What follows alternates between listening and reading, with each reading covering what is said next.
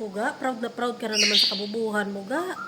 Kung ito yung picture na pinasa mo, ito yung legit na picture ga. Ito yung legit kung kailan yan in-upload. Oh my God. Proud na proud ka na naman. Ginamit na naman yung kamangmangan mo. Ginamit na naman ng mga DDS na to, ng mga hinayupak, ng mga fake news peddler na to.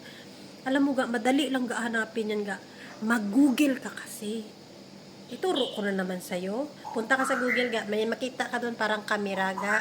Lagay mo yung picture na yan, automatic makikita mo kung kailan in-upload yan ga, kung saang lugar yan. Sabi sa inyo mga DDS yung kamangmangan nyo, ginagamit lang ng mga fake news peddler nyo ng mga vlogger.